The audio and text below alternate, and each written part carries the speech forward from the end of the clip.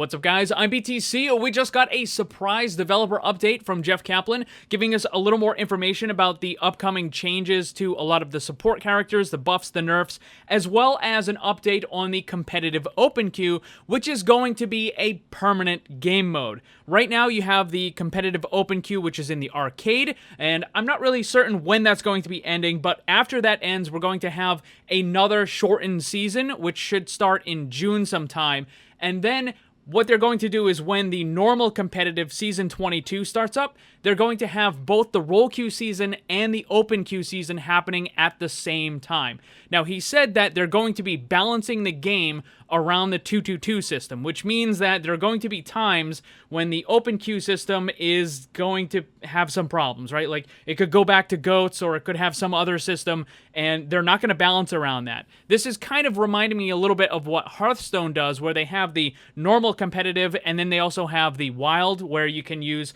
all the different cards, and there are a lot less rules and that sort of stuff.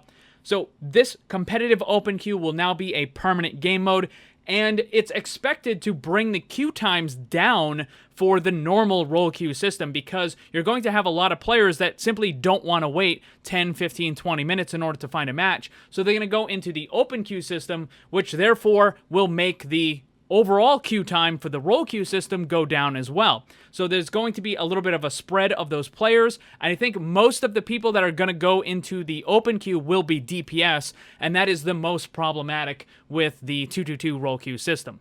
Another really big thing that he talked about is the upcoming hero balance changes. There's going to be quite a few buffs and nerfs. These are going to arrive either later today or tomorrow with the experimental mode.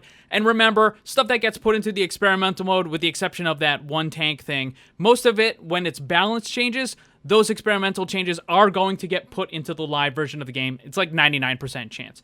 So some of the things that he talked about, he actually gave us information about what those changes will be. The first character is going to be Zenyatta. He's getting a buff to his Discord orb. It's going back up to 30%. I believe it's 25% right now. I'm not certain when that nerf happened. It could have been the 2-2-2 system overall rebalance, or maybe it was part of the GOATs comp, spree nerfs, that sort of deal. I'm not really sure, but it's going back up to 30%. Ana is getting a nerf to her total healing. He didn't say specifically whether this is going to be the Bionade or her primary. It could be either. Also, Mercy is getting a buff, just a flat buff. He says that her healing throughput is going to be increased. He didn't give a lot of specifics on it. I don't know if it's going to be like just increasing the raw healing per second, or perhaps there's going to be a lingering effect or something like that, but overall, Mercy's healing will be increased. He also mentioned some changes to Moira, though he didn't give any specifics. He also didn't say they were specifically nerfs. He said that there were more kind of changes, and this leads me to believe that it's going to be a little bit more than just changing some numbers. Like, they're not just going to reduce the healing potential or the damage potential. It looks like they're probably going to do something a little bit more interesting. What that is, I don't know. He said that a bunch of characters, in addition to the supports, are also going to get some fun changes. One of them being Junkrat. He didn't give any specifics on that. He also said that a bunch of changes are being made to Bastion in order to make him a more viable character.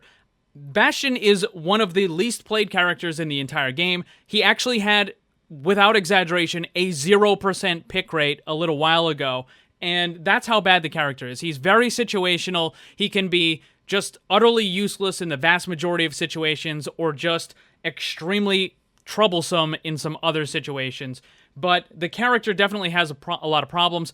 I still believe that the character needs a full rework. I'm interested to see what they're changing, though, and we'll have to see, because they have said that they're not currently working on any rework characters. They're not planning to do that. So it doesn't seem like they're going to be doing any massive changes to Bastion. It seems like it's going to be more of the number side of things, where they're increasing things here, decreasing things there. But we'll have to wait and see what those changes to Bastion are. But again, also Junkrat, and he said a bunch of other characters will be getting those changes as well.